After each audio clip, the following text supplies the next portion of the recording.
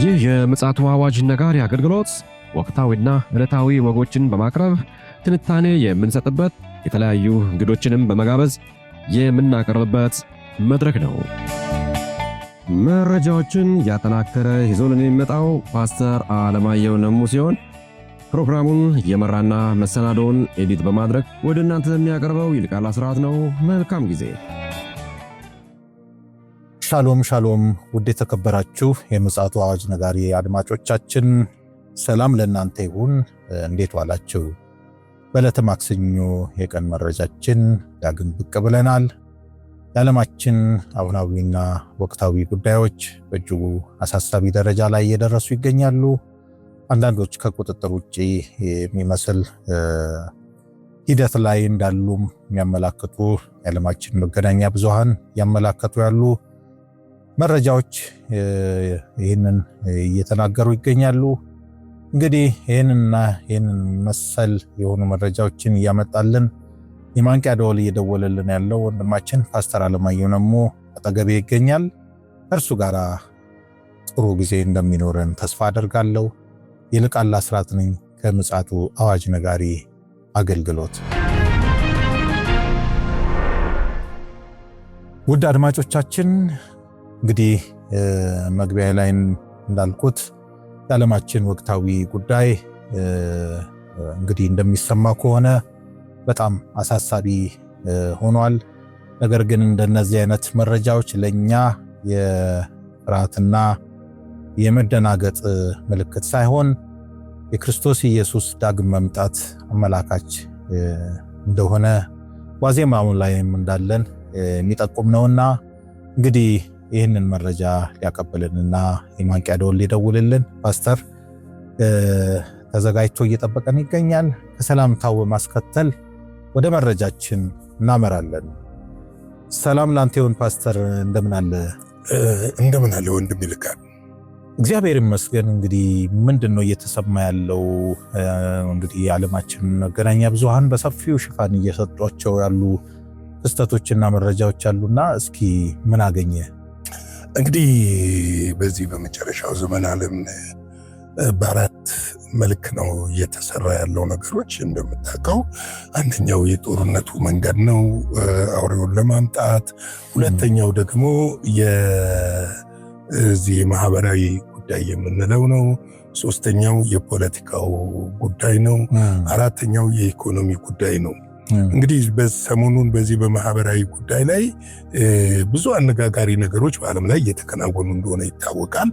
ነገር ግን ከዛ ውስጥ በዛሬው ዕለት አንድ ትልቅ መረጃ ቻይና ከምን ተነስታ ነው የሚለው ግልጽ ባይሆንም አንድ እርምጃ ወስዳለች። በዚህ በቴክኖሎጂው ዓለም ላይ ትውልድን የሚበክልና የሚያበላሸውን ያንን የሚገድብ ብቻ ሳይሆን የሚገድብ ብቻ ሳይሆን የሚያስወግድ እርምጃ ወስዳለች። ይሄው ምንድነው? ቻይና ሰው ሰራሽ አስተውሎት ወይም AI የፍቅርና የጓደኝነት መተግበሪያ አግዳለች። ይሄ አደገኛ መተግበሪያ ነው። መተግበሪያው እንደዚሁ መተግበሪያ ብቻም አይደለም፣ የጠላት ሰይጣን በከፍተኛ ታዳጊዎች የሚበላሹበት፣ ሴቶች ወጣቶች የሚበላሹበት ነው። እስከዛው እንትን ድረስ ይዘልቃል። በጣም አደገኛ እንትን ነው። እንግዲህ ዛሬ ባወጣችው ቻይና በወሰደችው እርምጃ የቻይና መንግስት በቴክኖሎጂው ዓለም ታላቅ መነጋገሪያ የሆነውን አዲስ ጠንካራ ሕግ በይፋ ስራ ላይ መዋሉን ተከትሎ እንደ ባይት ዳንስ፣ አሊባባና ቴኒስኔት ያሉ የሀገሪቱ የቴክኖሎጂ ግዙፍ ኩባንያዎች የዲጂታል ፍቅረኛ እና ጓደኝነት አገልግሎታቸውን ሙሉ በሙሉ ለማቆም ተገደዋል። ከዚህ ከእርምጃው የተነሳ እንግዲህ ይሄ ነገር ቀላል ለዛውም አገር በቀል ናቸው ከውጭ አይደለም። እና ያው እንግዲህ ሰይጣን አገር በቀል አይደል ነው እንዴ? አገር በቀል የሚባል የለውም። ሰይጣን ነው፣ ዓለም አቀፍ ሰይጣን እና በዓለም ዙሪያ ላይ ለምን እንደዛ እንዳልኩ ታውቃለህ? አሁን የኢትዮጵያ መንግስት ከቅርብ ዓመታት ወዲህ የወሰደው እርምጃ አለ። በኢትዮ ቴሌኮም አማካኝነት እንደነዚህ አይነት የፖርኖግራፊ የብልግና ዌብሳይቶች በሙሉ ብሎክ ተደርጓልና እንዲሁም የሚገርም ከዛ በፊት ኢትዮጵያ በዚህ ዌብሳይት ፍለጋ አንደኛ ነበረች እንደማለት ነው። አሳፋሪ ነበር። ምን መሰለህ ትውልድ ከሚገደልበት አንዱ ለአጋንንት አሰራር ታርፎ ከሚሰጥበት አንዱ መንገድ እነዚህ ናቸው። የኤአይ ዓላማውም ለበጎ ነገር እኮ ሲሆን ይጠቅማል። ለበጎ ነገር ለሻስ ለበጎ ያው እኛም እየተጠቀምን ነው ያለው። ለኢንዱስትሪ ብትለው አሁን አንዳንድ እንትኖቻችንን እንኳን አቅለውልናል። ምንም ጥያቄ የለውም። ስራ ለማቀላጠፍ ለብዙ ነገሮች ይጠቅማል። ይሄ ምንም እንትን የምትለው አይደለም፣ ታወላዳው አይደለም። ነገር ግን እንደዛው ደግሞ ሰይጣን የሚፈልገው ለበጎ ነገር እንድትጠቀምበት ሳይሆን ቴክኖሎጂውን ሰይጣን የሚፈልገው ትውልድን ለመበከልና ለማበላሸት ነው። ገብቶሃል? ትውልድ እንዲረክስ ርኩሰት በምድር ላይ እንዲስፋፋና ሰዎች ኢሞራሊቲ ውስጥ እንዲወድቁ ለግብረ ሰዶማዊነት፣ ለሌዝቢያዊነት፣ ለወንጀል ገብቷል። እንትን ከዚህ በፊት እንደውም ዘግበናል። እንግሊዝ ሀገር ውስጥ በ16 ዓመታቸው የሱሳይድ ራሳቸውን እንዲያደርጉ በዚሁ ቴክኖሎጂው ነው ሱሳይድ እንዲያደርጉ የሚሏቸው እና ብዙዎች ሱሳይድ ራሳቸውን የሚያደርጉ ለሱስ የሚጋለጡበት መንገድ ይሄ ነው። እና ስለዚህ ነው ብዙ ጊዜ እኛ እንደ ማሳሰቢያም ሰተናል። ለምሳሌ ወላጆች ቤተክርስቲያን በዚህ ጉዳይ ላይ ማስተማር መቻል አለባት። በዚህ ጉዳይ ላይ እውቀት ያላቸው ብዙ ክርስቲያን ወንድሞች አሉ። እነሱን ጋብዘህ እኮ አንድ ሰንበት ከእግዚአብሔር ቃል አያይዘው እንዲያስተምሩ ማድረግ እኮ ምክንያቱም ምንድነው መሰለ ትውልድህን ነው የምትታደገው፣ ቤተክርስቲያንን ነው የምትታደገው። እንዲሁም አሁን ይሄ ክረምቱ ወቅት ለዚህ ነገር ምቹ ይመስለኛል። ትምህርት ቤት ስለተዘጋ ወጣቶች ላይ በየአብያተ ክርስቲያን አንዳንድ ሞዴል የሆኑ አብያተ ክርስቲያናት አሉ። ይሄንን በግልጽ መናገር አለብን። ግን አሁን በቂ ነው ብዬ አላስብም እና በሁሉም አብያተ ክርስቲያናት ልጆችን ማራኪ በሆነ መንገድ በመጋበዝ ይሄንን ነገር ያስተምሯል። ደግሞ ያስመልጧቸው። እንዲህ አይነት ነገር ደግሞ ወጣቱን ይስበዋል፣ አትራክቲቭ ነው የሚያደርገው። አንደኛ ሆት ኤጅ ነው፣ አዲስ ነገር ለማወቅ ይጓጓል። በዚህ ነው የሚጠለፉት። በዚህ ይጠለፉና የሆነ ነገር ውስጥ ከገቡ በኋላ ነው ቤተሰብ ምን የሚለው የሚባንነው የሚነቃው። ገብቷል? የሆነ ነገር ከገቡ በኋላ ልጄ ምን ሆነ ይላል። ገብቷል? ያ ከመሆኑ በፊት ግን መጽሐፍ ቅዱስ የሚለው ልጅህን በምትሄድበት መንገድ ምራው ነው እና ያንን ማድረግ አስፈላጊ ነው የሚል ነገር አለ እና የቻይና እርምጃ ዓለምን እያነጋገረ ነው ያለው። አዲሱ ሕግ የሚያካትታቸው ዋና ዋና ነጥቦች ሲመረመሩ መተግበሪያዎች ሰዎች ላይ ከመጠን ያለፈ ስሜታዊና ጥገኝነት፣ ሱስ ወይም እውነተኛ የሰው ልጅ ግንኙነቶችን የሚተኩ ባህሪ እንዳይፈጥሩ በጥብቅ ይከለክላል። ገብቷል? እነዚህ መተግበሪያዎች ምንድነው የሚያደርጉት ብለህ ስትመለከት ሰዎችን ስሜታዊ ነው የሚያደርጋቸው። ገብቷል? ለሱስ ተጋላጮች ያደርጓቸዋል። ልክ ነው። ከቁጥጥር ውጭ ቢሆኑ ለሱስ ተጋላጮች ያደርጓቸዋል። ለሱስ ብቻ ሳይሆን እውነተኛ ያልሆነ ግንኙነት ገብቷል? ሴክሹዋል እንትኑን ምንድነው ከተፈጥሯዊ ውጭ ደግሞ የሚያስገርም ነገር እነዚህ ነገሮች ሰዎችን ባሪያ ከማድረጋቸው የተነሳ የሥራ ሞራላቸው ይላሽቃል። በጣም የመማር ፍላጎታቸው ይወድቃል። የመኖር ፍላጎታቸውም ጭምር እነዚህ ነገሮች ክስተቶችን ለመከላከል እየተደረገ ነው። በተጨማሪ እንደው ወደዚህኛው ነጥብ ከመግባት በፊት ያው አንዳንድ ነጥቦችን ብናነሳ መልካም መሰለኝ ፓስተር። እንደው ከቅርብ ጊዜ ወዲህ ይሄ አሁን የዚህ ሱሳይድ የማድረጉ ነገር ያው ወደፊት እንግዲህ ሌላ ቶፒክ ይዘንበት ልንመጣ እንችላለን። እንደው በወፍ በረር ጨረፍ አድርገው ብታልፍ መልካም ነው ብዬ ስላሰብኩ ነውና አሁን ይሄ ራስን ማጥፋቱ እሳቤ ከውጭው አልፎ ወደ ቤተክርስቲያን ወደ አማኙ ዘልቆ እየገባ ነው ያለውና ከምን ጊዜውም በላይ ወደ አገልጋዮችም ጨምሮ እየገባ ነውና እንዲህ አይነት ጥቆማዎችን ከዚህ ከጸሎታ አካባቢ ወደኛም ስለመጣ ይሄ ነገር ሰይጣን እየተጠቀመበት ያለው ቱል ነው ብዬ ነው ማስበው። እንግዲህ አሁን ይሄ አፕሊኬሽኖች ከመጡ በኋላ ነው እንደዚህ አይነት ነገሮች እየበረከቱ የመጡትና እስኪ ከእግዚአብሔር ቃል አኳያ እንደው በወፍ በረር ጨረፍ አድርገው ወደ ነጥብ እንግዲህ ምንድነው መሰለህ የሰው ልጅን ብዙ ተስፋ የሚያስቆርጡ ነገሮች አሉ። በዋናነት ግን አጋንንት ነው ሰውን ተስፋ የሚያስቆርጠው። ተስፋ አልባ እንደሌለው ያደርጋል። ሰዎች ከእግዚአብሔር ጋር ህብረት ከሌላቸውና ከእግዚአብሔር ጋር ግንኙነት ከሌላቸውና ከክርስቶስ ጋር ያላቸው ሪሌሽንሺፕ በሚበጠስበት ሰዓት ተስፋ አስቆራጭ ስሜቶችን በሰዎች ህይወት ውስጥ ያስተናግዳሉ። ሰው ደግሞ ተስፋ ከሌለው ራሱን ሱሳይድ ወደ ማድረግ ነው የሚመጣው። የሚያኖርህ እኮ ተስፋ ነው። ነገ የሆነ ነገር ስለሚያይ ነው ዛሬ የምትኖረው። ነገ ላይ ስትደርስ ደግሞ የሆነ ነገር ተነጎዳ ስለሚታይ ትኖራለህ። ገብቶሃል? ለዚህ እኮ ነው መጽሐፍ ቅዱስ ክርስቶስ በእግዚአብሔር በክርስቶስ በኩል ተስፋ ሰጠን፣ የዘላለም ተስፋ። ዘላለም የሚባለው ተስፋ ስላለን፣ ክርስቶስ የሚባለው ተስፋ ስላለን፣ ህይወት ስላለን ለዘላለም እንደምንኖር ስለምናውቅ ዛሬንም ነገንም በተስፋ እንኖራለን። ተስፋው የታመነ ስለሆነ ማለት ነው። ነገር ግን አሁን ላይ ምንድነው በዚህ በሶሻል ሚዲያው ሰዎችን ተስፋ የሚያስቆርጡ ነገሮች ነው እነዚህ ሰዎች የሚያደርጉት። ጥቅም እንደሌለ ይነግሩሃል። በዚህ በቴክኖሎጂ ውስጥ ጥቅም እንደሌለ፣ ዋጋ እንደሌለ፣ ሌላ ዓለም እኮ አለ። ያንን ዓለም እየው። ያንን ዓለም ለማየት ራስን ማጥፋት አለብህ። በብዛት ሱስ ውስጥ ይገባሉ፣ ጥገኝነት ውስጥ ይገባሉ። ገብተዋል። ስሜታቸው ይጎዳል፣ ሞራላቸው ይወድቃል፣ ያላሽቀዋል። ከዚህ በኋላ ምንድነው የሚሆኑት መሰለ? ለምን እኖራለሁ ይላል። የመኖር ተግባሩ የመኖር ትርጉሙ ያጠፉባቸዋል። ስለዚህ ራሳቸውን በቀላሉ የሚያጠፉበትን መንገድም ያሳያቸዋል። በቀላሉ የሚያጠፉበትን እና በተጨማሪ መተግበሪያው ተጠቃሚዎቹ የሚያወሩት ከእውነተኛ ሰው ጋር ሳይሆን ተመልከት። እዚህ ጋር በደንብ ልናወራበት ያስፈልጋል። ከማሽን ጋር መሆኑ የሚያስታውሱ ግልጽ ማሳሰቢያዎች እና የሰዓት ገደቦች በየጊዜው ማሳየት እንዳለባቸው ይደነግጋል። እንግዲህ ማሽን ማለት ኤአይ አርቲፊሻል ኢንተለጀንስ ነው። አርቲፊሻል ኢንተለጀንስ መንፈስ ነው። ምንም አርቲፊሻል ኢንተለጀንስ ማለት መንፈስ ነው። ምንድነው? እንዴት ነው ብረት አንተን የሚያወራህ? በብረት ውስጥ ግን የተሰወረ ነገር አለ። ለኛ አሁን መሰለ ለኛ አሁን ስለ ቻትጂፒቲ ስለምናምን ስታይ እንዴት ነው አውቆ ሊነግርህ የሚችለው?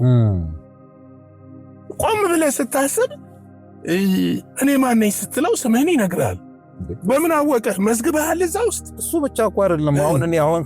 እኔ አሁን መቼም ከእግዚአብሔር ዕውቀት በላይ የሆነ ነገር እንደሌለ እሙን ነው። ግን እንደው አሁን ባለው ነባራዊ ሁኔታ አሁን ይሄ ቴክኖሎጂ ከመጣ በኋላ እኔ አሁን ትንሽ የሙዚቃ ዲፓርትመንት ውስጥም ስለነበርኩኝ አንዳንድ ነገሮችን በአርቲፊሻል ኢንተለጀንስ አማካኝነት ሙከራ እያረኩኝ ነውና እንዴት እንደዚህ በዚህ ፍጥነት በዚህ ደረጃ በዚህ ኤክሰለንስ ደረጃውን የጠበቀ ያውም እኮ ፓስተር በጣም ፕሮፌሽናል የሆኑ ሙዚቀኞች የሚሰሩትን ሰርቶ ነው የሚሰጥ በደቂቃ ባልሞላ ጊዜ ውስጥ። ይሄ እንዴት ኢምፖሲብል ነው? አሁን ለኔ እንትን ካይሞሬ በላይ ሆኗል። እና እንዴት ነው ይሄንን ታዘዋል? እንደዚህ አድርጋል ስራ ላይ ስትለው በደቂቃ ውስጥ ነው። እንግዲህ እኛ ደግሞ አሬንጅመንቱን እናውቀዋለን፣ ምን ያህል ጊዜ አውጥተን አፍርሰን ገንብተን ነው እንትን የምንለውና ይሄ ራሱ በጣም የወደፊቱን ነገር እያመላከተን ነው። ምክንያቱም ያመኑትን እስኪያሰጥ ድረስ ካለ እዚህ ጋር ነው አሁን ነጥቡ የሚነሳው። ይሄ እኮ ምንድነው? ከኛ እኮ ከዚህ ቤት ደምደም አድርገ ነው ለመቋጨት አንድ ጊዜ ሞክረናል። ምንድነው መሰለህ አርቲፊሻል ኢንተለጀንስ የአውሬው የመጨረሻ ዘመን መጠቀሚያው ነው። በቃ ወን መጠቀሚያው ነው። ምንም ኮንትሮል የሚያደርግበት ነው። ገብቷል? ለምሳሌ ሰዎች ወደ ቺፕስ ሰውነታቸው ውስጥ ማስቀበር ንብረቶቻቸውን፣ ዶክሜንታቸውን፣ ፓስፖርታቸውን፣ ሁሉ ነገራቸውን ወደ ቺፕስ አሁን ወረቀት አልባ ስርዓት ውስጥ በሚገቡበት ሰዓት ለአውሬው እሳቤ ምቹ ነው የሚሆኑት። ለዛ ያመቻቸን እንደሆነ እኮ እናውቃለን። መጽሐፍም ይሄንን በግልጽ ይናገራል። ይሄንን ብዙ እንትን ማለት የሚያስፈልግ የለም። ነገር ግን አሁን ላይ እነዚህን ሰዎች ወደ ርኩሰት የሚመራቸው ነገር ምንድነው? ከማሽን ጋር ነው የሚያወሩት፣ ከሰው ጋር አይደለም። ፍቅረኛቸው ማሽን ነው፣ በአካል የማያገኙት ሰው ነው። እና በጣም የሚያስገርመው ይሄ ነው በጣም እና በአካል አያገኙትም። ያን ሰው ማሽን ነው። የሚፈልጉትን ርኩሰትን ያለማምዳቸዋል።